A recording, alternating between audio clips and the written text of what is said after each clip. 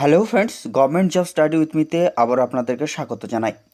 এখনই এই ভিডিওটি যারা ক্লিক করলেন তাদেরকে স্বাগত জানাই এবং ক্লাসটি শেষ পর্যন্ত দেখুন, কারণ আপকামিং সমস্ত সরকারি চাকরি পরীক্ষা, স্পেশালি পশ্চিমবঙ্গ পুলিশ এবং কলকাতা পুলিশ সহ আপকামিং যে সমস্ত পরীক্ষাগুলি হবে, পিএসসি ক্লাসিক, মিসলেনিয়াস থেকে শুরু করে এসএসসি জিডি এবং রেলওয়ের বিভিন্ন পরীক্ষা এবং এসএসসির অন্যান্য পরীক্ষা বা পঞ্চায়েত যে সমস্ত এক্সামগুলি হতে চলেছে, অঙ্গনারী থেকে শুরু করে ফায়ার অপারেটর, পিএসসির সমস্ত পরীক্ষার ক্ষেত্রে এই ক্লাসটি খুবই গুরুত্বপূর্ণ। এখানে 100% কমন আসার মতোই কোয়েশ্চেন নিয়ে ডিসকাশন উইথ এক্সট্রা ইনফরমেশন দেওয়ার চেষ্টা করব। প্লিজ চ্যানেলটি লাইক করবেন, ক্লাসগুলি লাইক করবেন, চ্যানেলটি সাবস্ক্রাইব করবেন আর বন্ধুদের মধ্যে, অ্যাসপিরেন্টদের মধ্যে অনেক বেশি শেয়ার করবেন। তো দেরি না করে আজকের সেশনটি শুরু করছি ফ্রেন্ডস।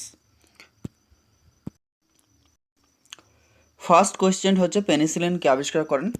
পেনিসিলিন আবিষ্কার করেন, অপশন এতে বলছে জি জোসেফ, বি হচ্ছে এ রবার্ট, সি হচ্ছে এ পাস্কেল, ডি হচ্ছে আলেকজান্ডার ফ্লেমিং, এ ফ্লেমিং। সঠিক অ্যান্সার হচ্ছে আলেকজান্ডার ফ্লেমিং। আলেকজান্ডার ফ্লেমিং যিনি হচ্ছেন ইংল্যান্ডের একজন বিজ্ঞানী। তাহলে এখানে জানতে চান যে আলেকজান্ডার ফ্লেমিং কোন দেশের বাসিন্দা, সেক্ষেত্রে হয়ে যাবে ইংল্যান্ড বা লন্ডন। এবং এই পেনিসিলিন আবিষ্কার করেছিলেন যেই সালটি, সেটি হচ্ছে 1928 সালে।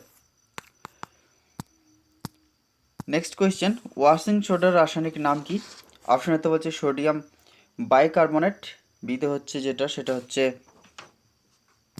অপশন হচ্ছে sodium carbonate decahydrate, sodium carbonate, calcium hydroxide নাকি অ্যামোনিয়াম ক্লোরাইড। সঠিক অ্যান্সারটি হয়ে যাবে ওয়াশিং সোডার রাসায়নিক নাম যেটা বা কাপড় কাচা সোডা, সেটা হচ্ছে sodium carbonate decahydrate. Option is the absolutely correct answer হয়ে যাবে ক্ষেত্রে সোডিয়াম কার্বনেট ডেকাহাইড্রেট। 3 নম্বর কোয়েশ্চেনটি রয়েছে, একটি রকেট উপরে উঠতে পারে ড্যাশ প্রক্রিয়ার কারণে?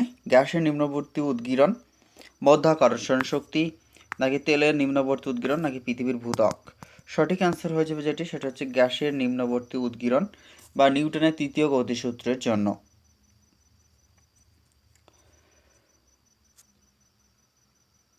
নেক্সট কোয়েশ্চেনে চলে যাবো ফ্রেন্ডস। সিএনজির অর্থ কি? সিএনজির অর্থ হচ্ছে অপশন এতে বলছে converted natural gas, condition conduced natural gas নাকি কন্ডাক্টেড ন্যাচারাল গ্যাস নাকি কম্প্রেসড ন্যাচারাল গ্যাস। সঠিক অ্যান্সার হচ্ছে কম্প্রেসড ন্যাচারাল গ্যাস। সিএনজি বা কম্প্রেসড ন্যাচারাল গ্যাস যেগুলি রয়েছে, যেমন হচ্ছে methane, CH4, carbon dioxide, N2, propane, ethane, এগুলি। মানবদেহে কোষ থাকে কটি? 23 জোড়া বা 46টি। এর মধ্যে 22 জোড়া হচ্ছে অটোজোম এবং 1 জোড়া হচ্ছে sex chromosome. Next question, vitamin এর ঘাটতির ফলে কোন রোগটি হয়ে থাকে? অপশন এ রাতকানা, বি রিকেট, সি হচ্ছে স্কারবি, ডি হচ্ছে চুল পড়া। সঠিক অ্যান্সার হয়ে যাবে রাতকানা এবং এই ভিটামিন এর রাসায়নিক নাম হচ্ছে রেটিনল। আইসিআইসিআই এটি কিসের সাথে যুক্ত? অপশন এতে হচ্ছে কেমিক্যাল শিল্প ব্যুরো কর্পোরেশন নাকি অর্থনৈতিক প্রতিষ্ঠান। সঠিক অ্যান্সারটি হয়ে যাবে সেটা হচ্ছে একটি অর্থনৈতিক প্রতিষ্ঠান আইসিআইসিআই। এবং আইসিআইসিআই এই যে অর্থনৈতিক প্রতিষ্ঠানটি, সেটি 1994 সালের আগস্ট মাসে এস্টাবলিশড হয়েছিল। এবং এর হেডকোয়ার্টার রয়েছে কোথায়? হেডকোয়ার্টার রয়েছে ফ্রেন্ডস মুম্বাই। নেক্সট কোয়েশ্চেন, 8 নম্বর কোয়েশ্চেনটি দেখে নেব। যোজনা কমিশনের পরিবর্তে নিম্নোক্ত কোনটি কাজ করছে? যোজনা কমিশন বা প্ল্যানিং কমিশন, তার পরিবর্তে বর্তমানে যেটা কাজ করছে সেটা হচ্ছে নীতি আয়োগ। আর এই যোজনা কমিশন বা 5-এর প্ল্যান সেটা প্রথম প্রতিষ্ঠিত হয়েছিল 1950 সালে এবং এটি কাজ শুরু করেছিল প্রথম 5-এর প্ল্যান সেটা হচ্ছে 1951 সালে। এবং নীতি আয়োগ যেটা national institute for transforming India, এটি প্রতিষ্ঠিত হয়েছিল 2014 সালে নরেন্দ্র মোদী ক্ষমতা আসার পর। যোজনা কমিশনের অবলুপ্তি ঘটানো হয় এবং 2015 সালের ফার্স্ট জানুয়ারি থেকে এই NITI Aayog national institute for transforming India প্রতিষ্ঠিত হয়, যার হেডকোয়ার্টার রয়েছে নিউ দিল্লি এবং নীতি আয়োগের চেয়ারম্যান রয়েছেন প্রধানমন্ত্রী। নেক্সট কোয়েশ্চেন, কোন ধারাকে ভারতের বাকি অংশের থেকে জম্মু কাশ্মীরকে আলাদা করেছে সম্প্রতি, যেটা রদ করা হয়েছে 2019 সালে 31শে অক্টোবর? অপশন এতে হচ্ছে 370 ধারা, 360 নম্বর ধারা এবং 268 নম্বর ধারা, নাকি 361 নম্বর ধারা? সঠিক অ্যান্সার হয়ে যাবে 370 নম্বর ধারা। এছাড়াও 35-এর এই ধারাটা স্পেশাল ক্ষমতা দেওয়া ছিল 35-এর জম্মু কাশ্মীরকে। এই দুটিকে রদ করা হয়েছে, যেটা কত সালে? 2019 সালে 31 অক্টোবর। এবং জম্মু কাশ্মীর বর্তমানে দুটি পৃথক কেন্দ্রশাসিত অঞ্চলে পরিণত হয়েছে, একটি লাদাখ এবং অপরটি হচ্ছে জম্মু কাশ্মীর। লাদাখ হচ্ছে বর্তমানে বৃহত্তম কেন্দ্রশাসিত অঞ্চল। সংবিধানের কোন সংশোধনের মাধ্যমে GST, goods and services tax, সেটা লাগু হয়েছিল? সেটা হচ্ছে 101তম সংবিধান সংশোধন। আর এই জিএসটি চালু হয়েছে 2017 সালের 1 জুলাই থেকে। এবং ভারতের মধ্যে আসাম রাজ্যে প্রথম জিএসটি চালু হয়েছিল। এবং পৃথিবীর মধ্যে পাকিস্তান রাষ্ট্রে প্রথম, এবং ফ্রান্সে পাকিস্তান রাষ্ট্রের সব থেকে শেষে জিএসটি চালু হয়েছে, এবং ফ্রান্স প্রথম জিএসটি চালু করেছিল। নেক্সট কোয়েশ্চেন, রাষ্ট্রপতি নির্বাচিত হন কিভাবে? রাষ্ট্রপতি নির্বাচিত হন অপশন এতে বলছে নির্বাচনী কলেজিয়াম দ্বারা, লোকসভার সদস্যদের দ্বারা, বিধানসভার সদস্যদের দ্বারা, উপরের কোনটি নয়? সঠিক অ্যান্সারটি যেটা হয়ে যাবে সেটা হচ্ছে নির্বাচনীয় কলেজিয়াম দ্বারা। আর এই কলেজিয়ামে কারা থাকে?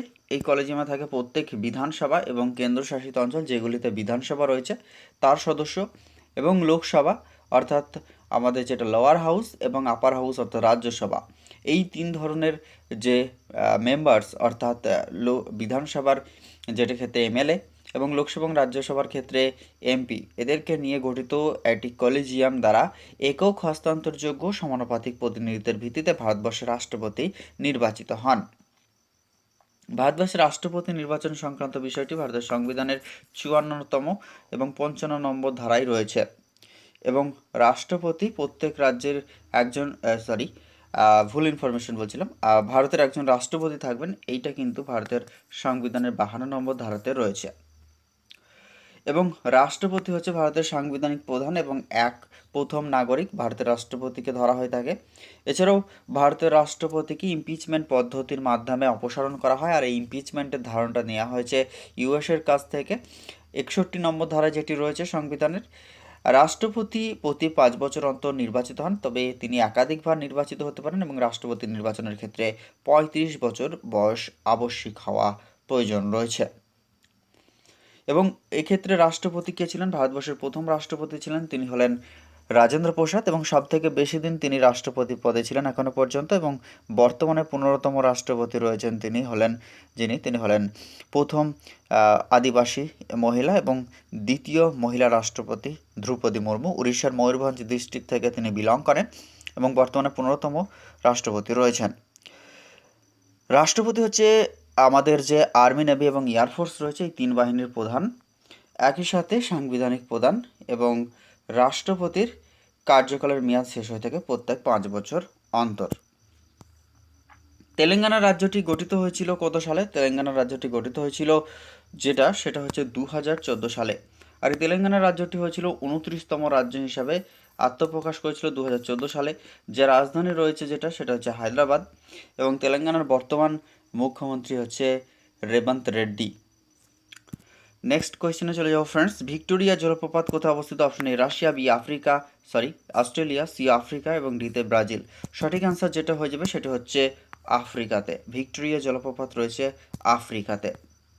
পরবর্তী 14 নম্বর কোয়েশ্চেনটি দেখে নেবো, যেখানে বলছে ঝুম কি? ঝুম হচ্ছে অপশন তো বলছে একটি নৃত্য, লোকনৃত্য, একটি নদীর নাম, এটি উপজাতি, নাকি একটি চাষের পদ্ধতি? সঠিক অ্যান্সার হচ্ছে একটি চাষের পদ্ধতি। আর এই ঝুম চাষ মূলত আমাদের পার্শ্ববর্তী রাজ্য যেমন আসাম এবং উড়িষ্যা, এই রাজ্যগুলিতে ঝুম চাষ দেখা যায়। নেক্সট কোয়েশ্চেনে চলে যাব। এছাড়াও দক্ষিণ ভারতের কিছু অন্ধ্রপ্রদেশ, তেলেঙ্গানাতেও ঝুম চাষ দেখা যায়। নিম্নলিখিত কোন সংরক্ষিত বনভূমিটি পশ্চিমবঙ্গে অবস্থিত নয়? অপশন এতে হচ্ছে গরুমারা, বি হচ্ছে মানস, সি হচ্ছে সুন্দরবন, ডি হচ্ছে চাপড়ামারি।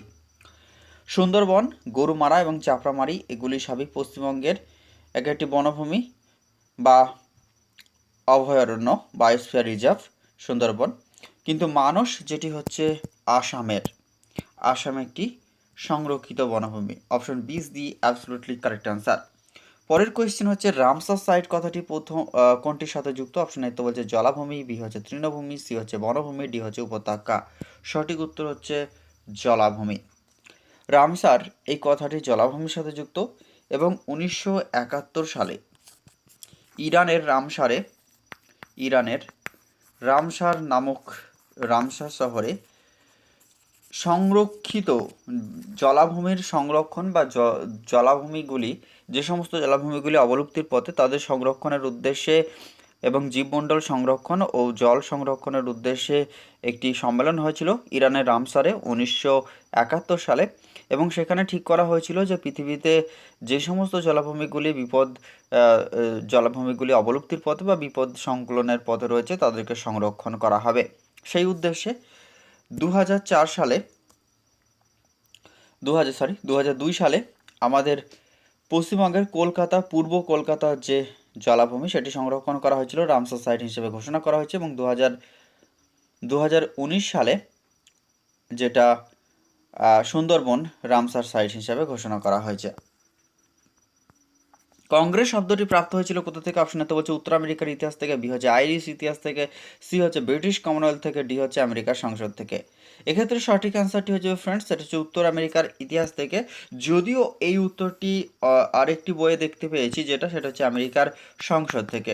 যদিও কংগ্রেস শব্দটি প্রাপ্ত হয়েছে আমেরিকার ইতিহাস থেকে, এটি বেশি পারফেক্ট অ্যান্সার বলে মনে হচ্ছে। নেক্সট কোয়েশ্চেন, পলাশী যুদ্ধ কাদের মধ্যে হয়েছিল? এটা সব থেকে সহজ কোয়েশ্চেন পশ্চিমবঙ্গের অ্যাসপিরেন্টদের জন্য। সেটা হচ্ছে ক্লাইভ এবং সিরাজদৌল্লার মধ্যে হয়েছিল 1757 সালে, যেটা 23শে জুন পলাশিত হয়েছিল, যেটা বর্তমান নদিয়ার অংশ পলাশী। নেক্সট কোয়েশ্চেনে চলে যাবো ফ্রেন্ডস, কোন সালে সুভাষচন্দ্র বসু কংগ্রেসের প্রেসিডেন্ট নির্বাচিত হন? অপশন এ বলছে 1938, অপশন বি হচ্ছে 1933, সি হচ্ছে 1928, ডি হচ্ছে 1923। সঠিক অ্যান্সার হয়ে যাবে 1938 সালে। সুভাষচন্দ্র বোস মোট দুটি কংগ্রেসের প্রেসিডেন্ট বা সভাপতি হয়েছিলেন, একটা হচ্ছে হরিপুর এবং ত্রিপুরী। এই অধিবেশনগুলি হওয়ার পর পরবর্তীতে 1939 সালে পট্টভি সীতারামাইয়া তার বিরুদ্ধে অপোজড করেছিলেন বলে তিনি কংগ্রেসকে ত্যাগ করেন এবং 1939 সালে ফরওয়ার্ড ব্লক দল প্রতিষ্ঠা করেছিলেন সুভাষচন্দ্র বোস। নেক্সট কোয়েশ্চেন, 20 নম্বর কোয়েশ্চেন, যেখানে বলছে বিচারক কিংসফোর্ডের উপর হামলায় ক্ষুদিরাম বোসের সাহায্যকারী কে ছিলেন? অপশন এ তে বলছে প্রফুল্ল চাকি, বি হচ্ছে বিতে এটা ভুল রয়েছে অপশনটা মনে হচ্ছে। রাসবিহারী বোস নাকি বিনয় কুমার বোস। সঠিক অ্যান্সার হয়ে যাবে প্রফুল্ল চাকি। কিংসফোর্ডের উপর যে হামলা চালানো হয়েছিল ক্ষুদিরাম বোস 1908 সালে, যেটা সেক্ষেত্রে প্রফুল্ল চাকি ছিলেন তার সহযোগী এবং 11ই আগস্ট ক্ষুদিরাম বোসের ফাঁসি দেওয়া হয়েছিল। নিম্নের কোনটির জন্য জালিয়ানওয়ালাবাগের হত্যাকাণ্ড হয়েছিল? অপশন এ তো বলছে জননিরাপত্তা আইন, বি হচ্ছে ভার্নাকুলার প্রেস অ্যাক্ট, সি হচ্ছে অস্ত্র আইন, ডি হচ্ছে রাওলাট অ্যাক্ট। এক্ষেত্রে সঠিক অ্যান্সারটি হয়ে যাবে ফ্রেন্ডস, এটা হচ্ছে রাওলাট অ্যাক্ট। আর এই রাওলাট অ্যাক্ট কি হয়েছিল না, রাওলাট অ্যাক্টটা 1919 সালের এই ব্ল্যাক অ্যাক্ট নামে পরিচিত, যেটি তারই প্রতিবাদ স্বরূপ পাঞ্জাবের অমৃতসর শহরে জালিয়ানওয়ালাবাগ নামক স্থানে, যেটা 1919 সালের 13 এপ্রিল একটা জমায়েত হয়েছিল মানে প্রতিবাদ স্বরূপ, এবং মাইকেল ডায়ারের নির্দেশে এখানে একটা হত্যালীলা চালানো হয়েছিল, যেটা জালিয়ানওয়ালাবাগের হত্যাকাণ্ড নামে পরিচিত। আর এই জালিয়ানওয়ালাবাগের হত্যাকাণ্ডটা হয়েছিল কিসের জন্য না, রাওলাট অ্যাক্টের প্রতিবাদের জন্যই হয়েছিল। আর এই রাওলাট অ্যাক্টটা 1919 সালে হয়েছিল, যেটা ব্ল্যাক অ্যাক্ট বা ব্ল্যাক আইন নামেও পরিচিত। এবং 1919 সালের 13ই এপ্রিল জালিয়ানওয়ালাবাগের হত্যাকাণ্ড হয়েছিল পাঞ্জাবের অমৃতসরে, যেখানে গুলি চালিয়েছিলেন কারা? জেনারেল মাইকেল ও ডায়ার। নিম্নের কোন ব্যক্তি দিন ইলাহির সদস্য ছিলেন? অপশনে তো বলছে তানসেন, বি হচ্ছে তডরমল, সি হচ্ছে রাজা মান সিং নাকি রাজা বীরবল। দিন ইলাহির প্রথম সদস্য যিনি ছিলেন তিনি হলেন রাজা বীরবল। নেক্সট কোয়েশ্চেন, 1928 সালে সাইমন কমিশন বয়কট করার কারণ কি ছিল? অপশনে তো হচ্ছে কংগ্রেস মনে করেছিল যে ভারতীয়রা সাম্রাজ্য পাওয়ার যোগ্য, বিতে হচ্ছে সদস্যদের মধ্যে মতান্তর ছিল। সিতে হচ্ছে কমিশনে কোনো রকম ভারতীয়দের সদস্য ছিলেন না, এটি মুসলিম লীগকে সমর্থন করেছিল। সঠিক অ্যান্সার হচ্ছে যেহেতু এই কমিশনে ভারতীয়দের কোনো সদস্য ছিলেন না বা কংগ্রেসের কোনো প্রতিনিধি ছিলেন না, এটাও যদি অপশনে থাকে সেক্ষেত্রে হয়ে যাবে সঠিক অ্যান্সার। কমিশনে কোনো ভারতীয় সদস্য না থাকার কারণে 1927 সালে যে সাইমন কমিশন গঠিত হয়েছিল এবং 1928 সালে ভারতের সাইমন কমিশন এসেছিল এবং 1929-30 সাল নাগাদ তারা তাদের রিপোর্ট পেশ করেছিলেন। সাইমন কমিশনের প্রতিবাদটা এই কারণে ছিল কারণ ওই কমিশনে কোনো ভারতের জন সাইমনের নেতৃত্বে যে 7 জনের কমিশন, 7 জনের প্রতিনিধি একটা কমিশন গঠিত হয়েছিল, সেখানে ভারতীয় প্রতিনিধি না থাকার জন্য বা ভারতীয়দের কোনো রকম প্রতিনিধি বা কংগ্রেসের কোনো প্রতিনিধি না থাকার জন্য ভারতীয়রা বা কংগ্রেসরা বয়কট করেছিল। নেক্সট কোয়েশ্চেন, এটা 2023টা দেখে নেব যে 2023-এর প্রবাসী ভারতীয় দিবসের ভেন্যু কোথায় ছিল। 2023-এ প্রবাসী ভারতীয় দিবসের ভেন্যু যেটা ছিল সেটা হচ্ছে ইন্দোর, মধ্যপ্রদেশের। 2023-এর পর 24 সালে প্রবাসী ভারতীয় দিবস পালন করা হয়নি, আরও 2 বছর পর অর্থাৎ 2025 সালে আবার প্রবাসী ভারতীয় দিবস পালন করা হবে। আর এটা করা হয়েছে মধ্যপ্রদেশের ইন্দোর শহরে। মধ্যপ্রদেশের ইন্দোর শহরে 2023 সালে মধ্যপ্রদেশের ইন্দোর এই শহরে 2023 সালের প্রবাসী ভারতীয় দিবস পালন করা হয়েছিল। আর এটা ছিল 17তম এডিশন, 17 এডিশন। এবং প্রবাসী ভারতীয় দিবস পালন করা হয়ে থাকে যে দিনটি সেটা হচ্ছে 9 জানুয়ারি, কারণ 9 জানুয়ারি হচ্ছে প্রবাসী ভারতীয় দিবস পালন করা হয়, কারণ 1915 সালে গান্ধীজি সাউথ আফ্রিকা থেকে ভারতে ফিরে এসেছিলেন।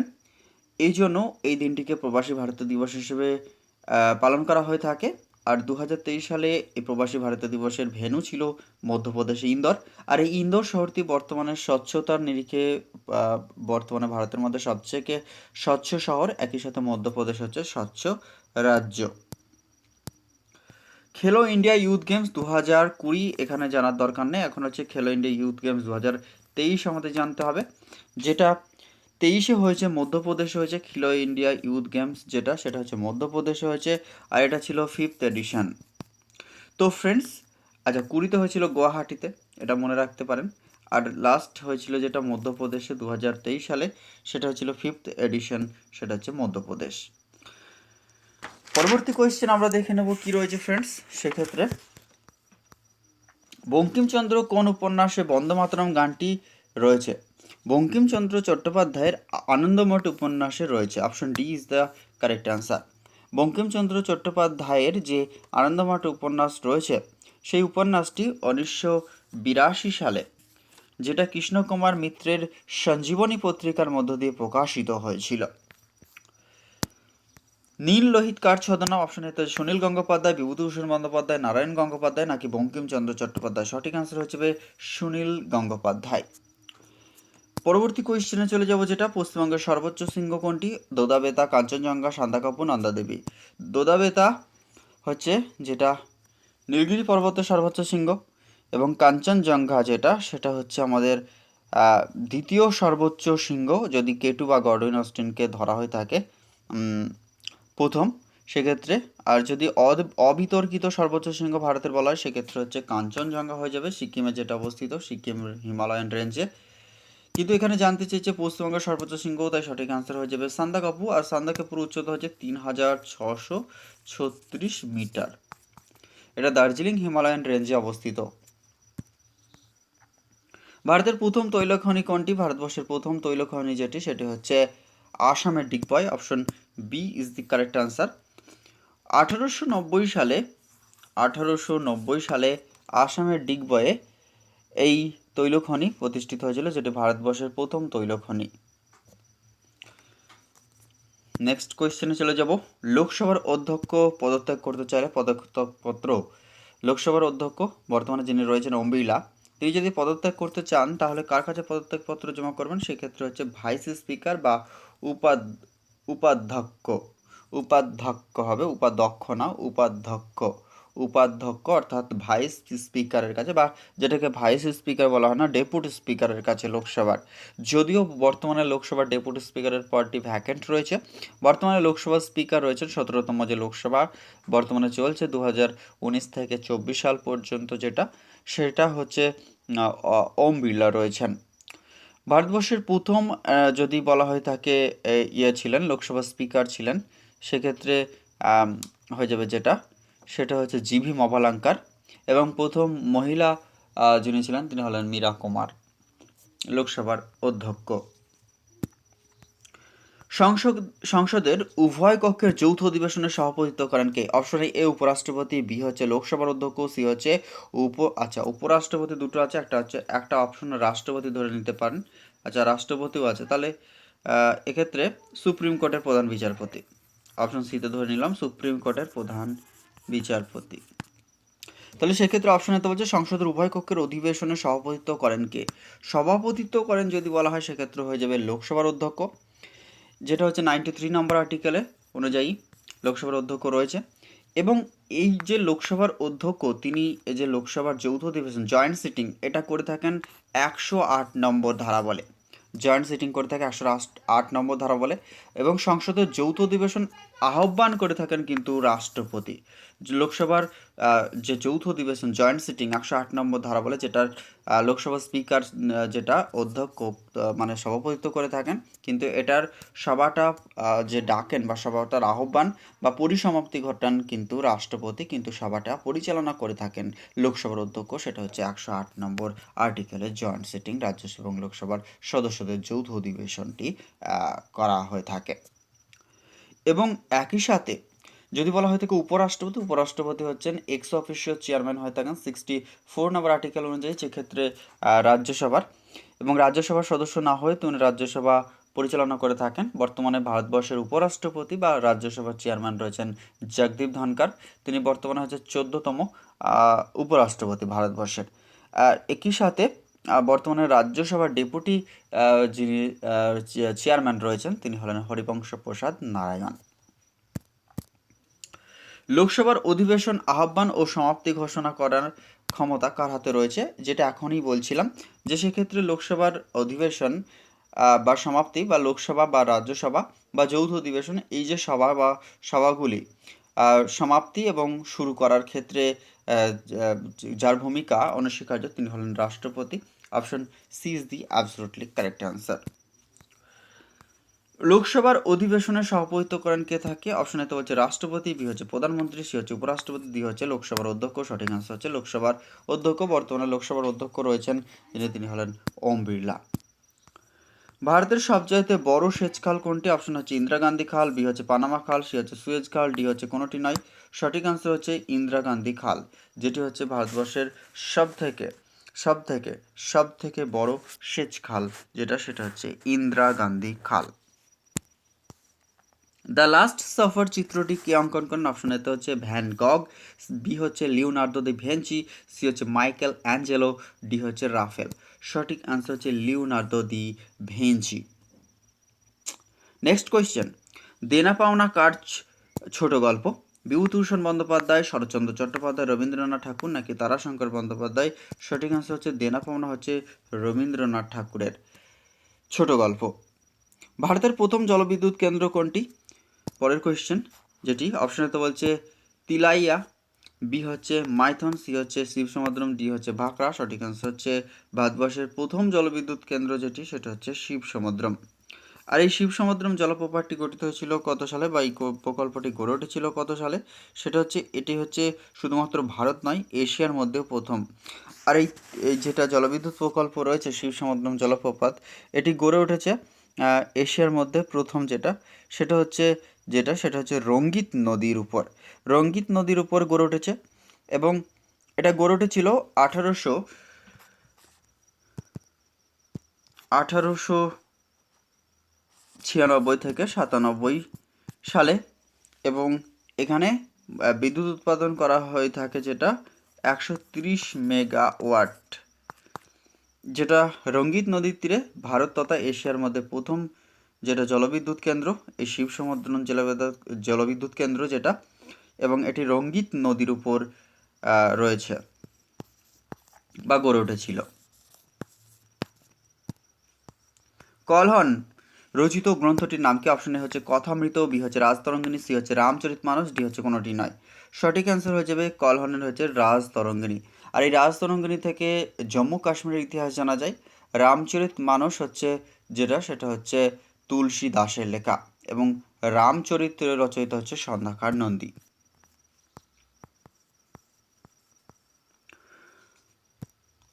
কোন সম্রাট দেবতাদের প্রিয় নামে অভিহিত? তিনি হলেন চণ্ডাশোক। অশোক দেবনাম প্রিয় প্রিয়দর্শী নামেও পরিচিত ছিলেন অশোক। আচ্ছা, বাংলার স্বাধীন গৌড়ের যে স্বাধীন নবাব হচ্ছে শশাঙ্ক। কনিষ্কের রাজধানী ছিল পুরুষপুর বা পেশোয়ার। শশাঙ্কের রাজধানী ছিল কর্ণসুবর্ণ। আচ্ছা, বিন্দুসার যার নাম হচ্ছে অমৃত্রাঘাত, এবং বিম্বিসারের ক্ষেত্রে হচ্ছে যেটা, সেটা হচ্ছে শ্রেণিক বা শ্রেণিয়া। অশোক হচ্ছে চণ্ডাশোক বা দেবনাম প্রিয় প্রিয়দর্শী নামে পরিচিত। নেক্সট, অজাতশত্রুকে কনিক বলা হয়। পৃথিবীর মধ্যে সবচেয়ে কম কোথায় সড়কপথ রয়েছে? অপশন এতে হচ্ছে বাংলাদেশ, বি হচ্ছেন ভুটান, সি হচ্ছে আফগানিস্তান, ডি হচ্ছে নেপাল। সঠিক অ্যান্সার হয়ে যাবে নেপাল, কারণ এখানে নেপাল বেশিরভাগ অংশ জুড়ে পাহাড় পর্বত রয়েছে, তাই প্রতিকূল অবস্থার জন্য সড়কপথ গড়ে তোলা খুব কঠিন। এই জন্য option D is the correct answer. বিহারের দুঃখ কোন নদীকে বলা হয়ে থাকে? অপশন এ ময়ূরাক্ষী নদী, বি দামোদর নদী, সি হচ্ছে কোশি নদী, ডি হচ্ছে অজয় নদী। সঠিক অ্যান্সার হচ্ছে কোশি।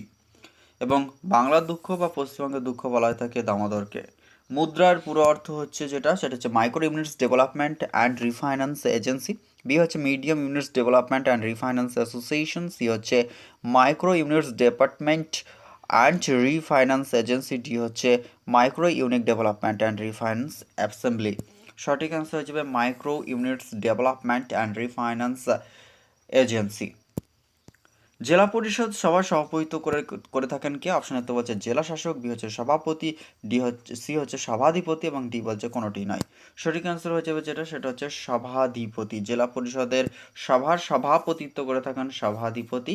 পঞ্চায়েত সমিতির ক্ষেত্রে সভাপতি, এবং জেলা শাসক যিনি, তিনি হলেন সেই জেলার প্রশাসনিক প্রধান, ডিস্ট্রিক্ট ম্যাজিস্ট্রেট যিনি জেলা শাসক, এবং পঞ্চায়েতের ক্ষেত্রে পঞ্চায়েত প্রধান।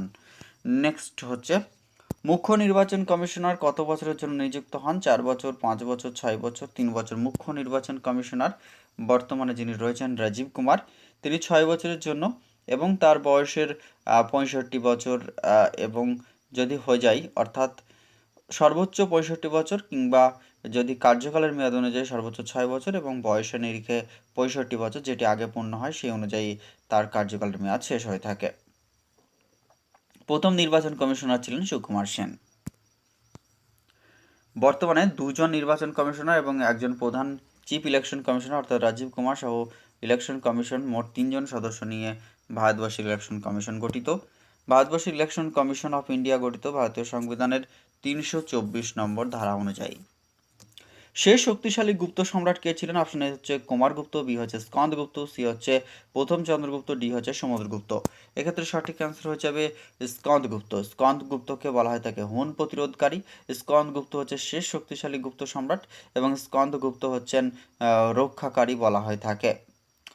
ভারতবর্ষের নেপোলিয়ান ভিনসেন্ট স্মিথ সমুদ্রগুপ্তকে বলেছেন, যেটা সমুদ্রগুপ্তকে ভারতবর্ষের নেপোলিয়ান বলেছেন তিনি হচ্ছেন ভিনসেন্ট স্মিথ। এবং গুপ্ত সাম্রাজ্য প্রতিষ্ঠা করেন শ্রীগুপ্ত। নেক্সট কোয়েশ্চেনে চলে যাবো ফ্রেন্ডস।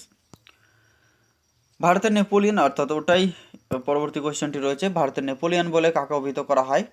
সমুদ্রগুপ্তকে। আর এই অভিহিত করেছিলেন যিনি, তিনি হলেন ভিনসেন্ট স্মিথ।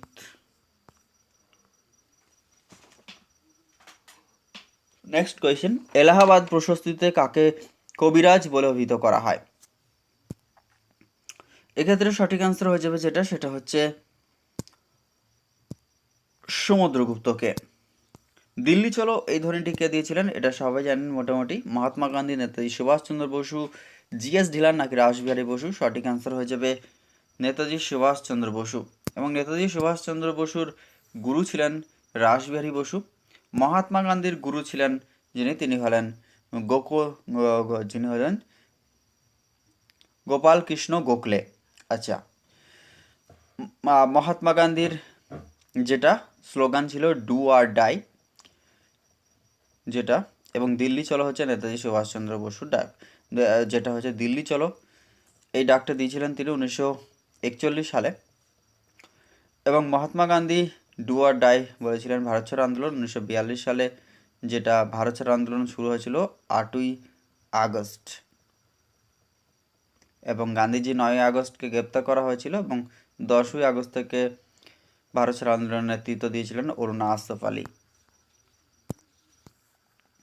স্বাধীন ভারতের প্রথম গভর্নর জেনারেল কে ছিলেন? অপশন এ বলছে সর্বপল্লী রাধাকৃষ্ণন, বি হচ্ছে ডক্টর রাজেন্দ্র প্রসাদ, সি হচ্ছে লর্ড মাউন্টব্যাটেন, ডি হচ্ছে চক্রবর্তী রাজা গোপালাচারী। স্বাধীন ভারতের প্রথম গভর্নর জেনারেল, স্বাধীন ভারতের প্রথম গভর্নর জেনারেল অর্থাৎ 15 আগস্ট 1947 পর স্বাধীন ভারতের প্রথম গভর্নর জেনারেল ছিলেন লর্ড মাউন্টব্যাটেন। এবং যদি বলা হয় থাকে স্বাধীন ভারতের প্রথম ভারতীয় গভর্নর জেনারেলকে, তখন হয়ে যাবে চক্রবর্তী রাজা গোপালাচারী। এবং স্বাধীন ভারতের প্রথম ভারতীয় গভর্নর জেনারেল ছিলেন চক্রবর্তী রাজা গোপালাচারী, এবং শেষ গভর্নর জেনারেলও ছিলেন চক্রবর্তী রাজা গোপালাচারী। এবং ব্রিটিশ স্বাধীন ভারতের শেষ ব্রিটিশ গভর্নর জেনারেল যখন বলবে তখন হয়ে যাবে লর্ড মাউন্টব্যাটেন। কোনটিতে ভারতের ইতিহাসে গ্রেট ডিভাইডেড বলা হয়ে থাকে?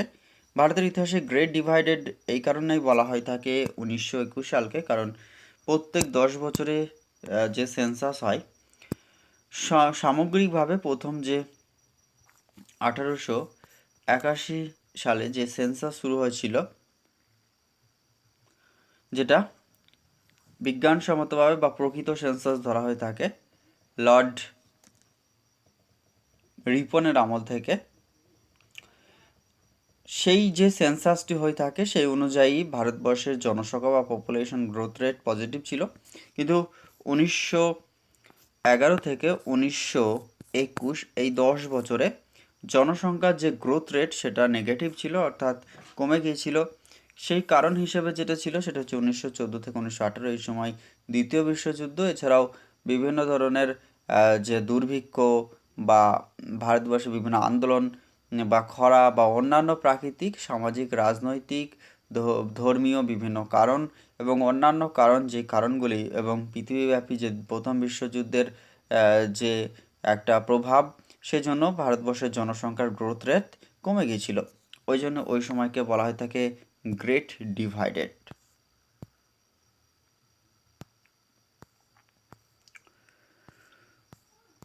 পরবর্তী কোয়েশ্চেন কি আছে দেখে নেব ফ্রেন্ডস, সেটা হচ্ছে ভারতের জাতীয় কংগ্রেসের প্রথম মহিলা সভাপতি কে ছিলেন? অপশন এ বলছে অ্যানি বেসান্ত, বি হচ্ছে সরোজিনী নাইডু, সি হচ্ছে নেল্লি সেনগুপ্ত, এবং ডি হচ্ছে অরুণা আসফ আলী।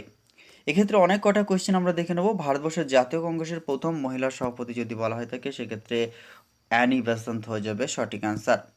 অ্যানি বেসান্ত সভাপতিত্ব করেছিলেন 1917 সালের কলকাতা অধিবেশনে। সরোজিনী নাইডু হচ্ছেন ভারতবর্ষের জাতীয় কংগ্রেসের প্রথম ভারতীয় মহিলা সভাপতি, যিনি কানপুর অধিবেশনে সভাপতিত্ব করেছিলেন 1925 সালে। এবং যেটা হচ্ছে নেল্লি সেনগুপ্ত হলেন প্রথম বাঙালি জাতীয় কংগ্রেসের মহিলা সভাপতি। নেক্সট কোয়েশ্চেনে চলে যাব। অশোক শিলালিপি, আচ্ছা, অশোকের যে শিলালিপি সেটি পাঠোদ্ধার করেন কে? William Jones, Max Muller, James Prinsep, Charles Wilkins. সঠিক অ্যান্সার হয়ে যাবে জেমস প্রিন্সেপ। 1835 সালে জেমস প্রিন্সেপ অশোকের শিলালিপি 1800, আচ্ছা কনফিউজড হচ্ছে ফ্রেন্ডস, এটা আপনারা একটু কমেন্ট করবেন 1800 না 1935 সালে। এই মুহূর্তে আমি কনফিউজড রয়েছি, 1800 না 1935 সালে, এটা আপনারা কমেন্ট করবেন। জেমস প্রিন্সেপ অশোকের শিলালিপি পাঠোদ্ধার করেন। এলাহাবাদ প্রশস্তি কে রচনা করেন? অপশনে তো বলছে হরিসেন, বি হচ্ছে কালিদাস, সি হচ্ছে বিজয়গুপ্ত, ডি হচ্ছে বসুবন্ধু। সঠিক অ্যান্সারটি হয়ে যাবে যেটা, সেটা হচ্ছে হরিসেন। এলাহাবাদ প্রশস্তি রচনা করেন হরিসেন। কালিদাসের যে সমস্ত রচনা কয়েকটি রয়েছে, যেমন হচ্ছে কুমার সম্ভব, মালবিকাগ্নিমিত্রম, তারপর হচ্ছে রঘুবংশম, বিক্রমবর্ষীয় এগুলি রয়েছে। দিল্লির কোন সুলতানি বাজার ও মূল্য নিয়ন্ত্রণের ব্যবস্থা গ্রহণ করেন? ইলতুৎমিশ, বলবন, আলাউদ্দিন খিলজি, মোহাম্মদ বিন তুগলক। সঠিক অ্যান্সার হয়ে যাবে আলাউদ্দিন খিলজি। এবং মোহাম্মদ বিন তুগলককে পাগলা রাজা বলা হয়ে থাকে। ইলতুৎমিশ হচ্ছে তিনি হচ্ছে যেটা কুতুব মিনারের নির্মাণ কার্য সম্পূর্ণ করেছিলেন। নীল দর্পণ নাটকের রচয়িতা কে? অপশন এতে হচ্ছে Michael Madhusudan Dutta, B Dinabandhu Mitra, C হচ্ছে দ্বিজেন্দ্রলাল রয়, নাকি গিরিশচন্দ্র ঘোষ। এক্ষেত্রে সঠিক অ্যান্সারটি হয়ে যাবে মাইকেল মধুসূদন দত্ত এই ইংরেজিতে অনুবাদ করেছিলেন। এবং নীলদর্পণ নাটকের রচয়িতা তিনি হলেন দীনবন্ধু মিত্র। এবং দীনবন্ধু মিত্রের প্রকৃত নাম হচ্ছে গন্ধর্ব নারায়ণ মিত্র বা সি.এফ. অ্যান্ড্রুজ হচ্ছে তার একটি ছদ্মনাম। এবং মাইকেল মধুসূদন দত্ত, যাকে কেমোথি বলা হয় বা কেমোথি যার ছদ্মনাম, তিনি নীলদর্পণ নাটকটিকে ইংরেজিতে অনুবাদ করেছিলেন। নেক্সট কোয়েশ্চেন, ডেকান ট্রাফ কোন শিলায় গঠিত? অপশন এতে বলছে basalt, B granite, C gneiss, D হচ্ছে ল্যাটেরাইট। সঠিক আনসার হয়ে যাবে ব্যাসল্ট শিলা। আর এই দক্ষিণ ভারতের যেটা দাক্ষিণাত্যের মালভূমি নামে পরিচিত ডেকান ট্রাফ সিঁড়ির ধাপের ন্যায় গঠিত, যেটা হচ্ছে আগ্নেয় শিলা বা ব্যাসল্ট শিলায় গঠিত। আর এই ডেকান ট্রাফ মালভূমিতেই যেটা রয়েছে সেটা হচ্ছে আমাদের কৃষ্ণ সোয়েল বা ব্ল্যাক সোয়েল বা রেগুর সোয়েল, এটার আবির্ভাব বা এটার অবস্থান রয়েছে। নর্মদার উৎপত্তি কোথায়? Option A Satpura, B Mahadev পাহাড়, সি অমরকণ্টক, ডি হচ্ছে মহেন্দ্রগিরি। নর্মদা হচ্ছে মধ্যপ্রদেশ এবং ছত্তিশগড়ের যে সীমানা অমরকণ্টক থেকে উৎপত্তি লাভ করেছে। এবং পরবর্তীকালে নর্মদা নদীটি পশ্চিম বাহিনী নদী, ভারতের একটি। এটা মধ্যপ্রদেশ হয়ে নর্মদা নদী গুজরাটে গিয়ে পড়েছে আর কি, গুজরাট রাজ্য পর্যন্ত এটি গেছে, যেটা হচ্ছে পশ্চিম বাহিনী নদী নর্মদা যেটি রয়েছে। দক্ষিণ ভারতের বৃহত্তম কার্পাস বয়ন কেন্দ্র কোনটি? চেন্নাই, কোয়েম্বাটুর, পডিচেরি, নাকি মহীশূর। সঠিক অ্যান্সার হয়ে যাবে কোয়েম্বাটুর। কোয়েম্বাটুর হচ্ছে তামিলনাড়ুর কোয়েম্বাটুর, এটা হচ্ছে দক্ষিণ ভারতের ম্যানচেস্টারও বলা হয়ে থাকে যেটাকে, কোয়েম্বাটুরকে। ভারতের ম্যানচেস্টার বলা হয়ে থাকে আহমেদাবাদকে, গুজরাটের। দক্ষিণ ভারতের ম্যানচেস্টার হচ্ছে কোয়েম্বাটুর। দক্ষিণ ভারতের বৃহত্তম কার্পাস বয়ন কেন্দ্র যেটি হচ্ছে কোয়েম্বাটুর। কৃত্রিম তন্তু যেটা, সেটা ড্যাশ শিল্প উৎপাদিত দ্রব্য। অপশনে তো হচ্ছে কার্পাস বয়ন, বি হচ্ছে পাট, সি হচ্ছে রেশম, ডি হচ্ছে পেট্রো রাসায়নিক। সঠিক অ্যান্সার হয়ে যাবে পেট্রো রাসায়নিক।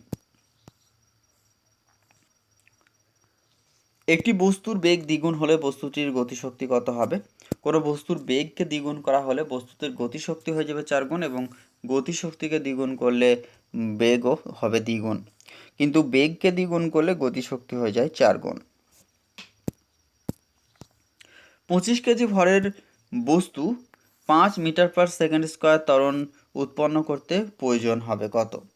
সেক্ষেত্রে হয়ে যাবে যেটা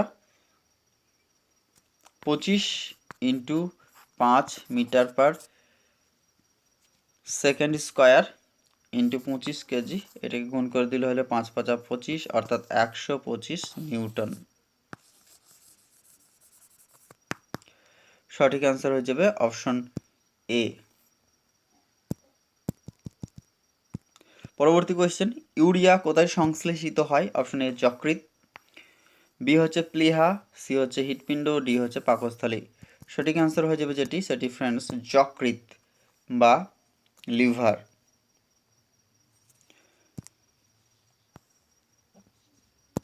নেক্সট কোয়েশ্চেন, নিম্নলিখিত কোন অঙ্গে গ্লোমেরুলাস থাকে?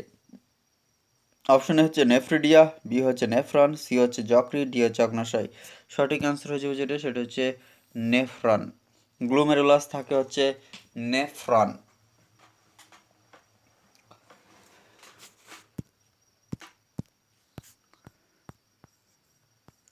প্রথম ভারতীয় উইকেট কিপার যিনি টেস্ট দলের ক্যাপ্টেন হয়েছেন সৈয়দ কিরমানি, ফারুক ইঞ্জিনিয়ার, কিরণ মোরে, নাকি মহেন্দ্র সিং ধোনি।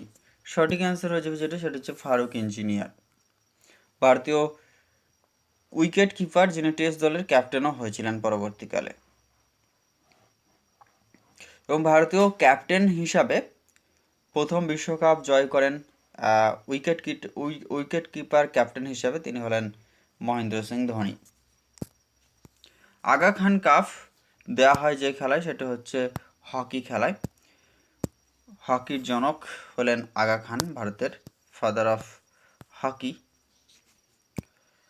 বেজিং অলিম্পিকের সৌভাগ্যের প্রতীক পুতুলগুলির সংখ্যা কটি? সেক্ষেত্রে হয়ে যাবে 5টি, আর এক্ষেত্রে 5টি মহাদেশকে চিহ্নিত করে। এগুলো হচ্ছে এশিয়াকে হলুদ রং, এবং যেটা রয়েছে ইউএসএকে হচ্ছে লাল রং, আফ্রিকাকে কালো রং, ওশিয়ানিয়া বা অস্ট্রেলিয়াকে হচ্ছে সাদা রং, আর ইউরোপকে নীল বা ব্লু রংকে কভার করে থাকে। মল্লিকা সারাভাই কোন ক্ষেত্রের সাথে যুক্ত? সমাজসেবা, উচ্চাঙ্গ সঙ্গীত, ধ্রুপদী নৃত্য, খেলাধুলা। সঠিক অ্যান্সার হয়ে যাবে ধ্রুপদী নৃত্য বা ক্লাসিক্যাল ডান্স ফর্মের সাথে মল্লিকা সারাভাই যুক্ত। আমজাদ আলী খান কোন ক্ষেত্রের সাথে যুক্ত? অপশনেতে হচ্ছে বেহালা, বি হচ্ছে সেতার, সি হচ্ছে বীণা, ডি হচ্ছে শারদ। সঠিক অ্যান্সার হয়ে যাবে শারদের সাথে যুক্ত হলেন আমজাদ আলী খান। এবং আল্লাহ রেখা খান যিনি, তিনি হলেন সানাই বাদক। নেক্সট হচ্ছে কাবেরী নদীর জলবন্টন নিয়ে দুটি রাজ্যের মধ্যে বিবাদ রয়েছে, একটা হচ্ছে কর্ণাটক, অপরটি হচ্ছে তামিলনাড়ু। কর্ণাটক এবং তামিলনাড়ুর মধ্যে, কর্ণাটক এবং তামিলনাড়ু রাজ্যের মধ্যে কাবেরী জলবন্টন যে ডিবেট রয়েছে। ভারতের ভোটাধিকারের ন্যূনতম বয়স 21 থেকে 18 করা হয়েছিল কততম সংবিধান সংশোধনের মাধ্যমে? এটা 61তম সংবিধান সংশোধনের মধ্য দিয়ে করা হয়েছিল 1988 সালে, এবং এটি কার্যকরী হয়েছিল 1989 সালে। সুন্দরবনকে ওয়ার্ল্ড হেরিটেজের সাইটের তকমা দেওয়ার কারণ হচ্ছে ম্যানগ্রোভ অরণ্য এবং তার পাশাপাশি তার বিভিন্ন জীবের যে প্রাচুর্য সেটার জন্য। এবং সুন্দরবনকে ওয়ার্ল্ড হেরিটেজ সাইটের তকমা ইউনেস্কো দিয়েছিল কত সালে? 1987 সালে। রঞ্জি ট্রফি 2020-তে জিতেছে কোন? 2023 সালেও সৌরাষ্ট্রই জিতেছে।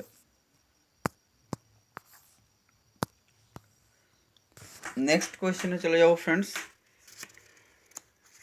সেকেন্ড এশিয়ান ইউথ সামিট 2023, এটা 19 না, 2023-এ কোথায় হয়েছে? 2023-এ সেকেন্ড না, 2023-এ যেটা হয়েছে সেটা হচ্ছে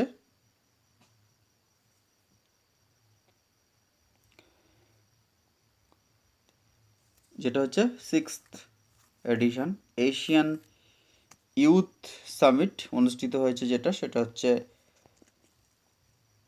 হায়দ্রাবাদ শহরে।